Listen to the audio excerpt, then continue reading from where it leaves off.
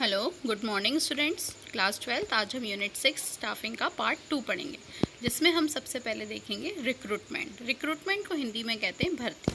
इसका क्या मीनिंग है? रिक्रूटमेंट जैसे आप देखते होंगे न्यूज़पेपर में रिक्रूटमेंट निकलती बोलते हैं वैकेंसी निकलती है, फिर हम लोग एप्लीकेशन फॉर्म भरते हैं, फिर जमा करते हैं, फिर हमें रिटर्न एग्ज़ाम के लिए कॉल आता है।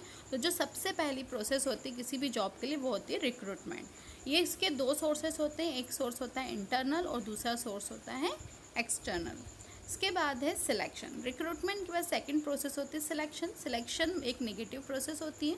जितने भी रिक्रूटमेंट में फॉर्म आते हैं उसमें से इसको सॉर्ट आउट किया जाता है, कोई भी क्वालिटी देखकर, एजुकेशन देखकर, एक्सपीरियंस देखकर, है ना, उसी को हम लोग सिलेक्शन कहते हैं। स्टेप्स ऑफ सिलेक्शन क्या क्या होती है? सबसे पहले प्रिलिमिनरी स्क्रीनिंग होती है, फॉर्म को देखा जाता है, फिर अगर सही लगता है तो इंटरव्यू के लिए कॉल किया जाता है ना, फिर एप्लीकेशन भरवाई जाती है, फिर उनका इंटरव्यू लिया जाता है। इंटरव्यू में पास होने के बाद मेडिकल एग्जामिनेशन होता है, फिर एम्प्लॉयमेंट टेस्ट लिया जाता है ना, फिर ये देखा जाता है आप किसके थ्रू आए हो, रेफरेंस चेक किया जाता है, फिर सिलेक्शन करते हैं, अपॉइंटमेंट लेटर देते हैं और फिर आपको आपकी जॉब पर रख दिया जाता है या आपको जॉब बता दी जाती है। पूरी प्रोसेस होती है। इसके बाद है सिलेक्शन होने के बाद ट्रेनिंग आता है। ट्रेनिंग मतलब आप पर्टिकुलर जिस पोस्ट के लिए अपॉइंट हुए हैं उसको काम को आपको सीखना पड़ेगा थोड़े दिन, तो उसको ट्रेनिंग दी जाती है, प्रशिक्षण दिया जाता है, उसी को हम लोग ट्रेनिंग कहते हैं।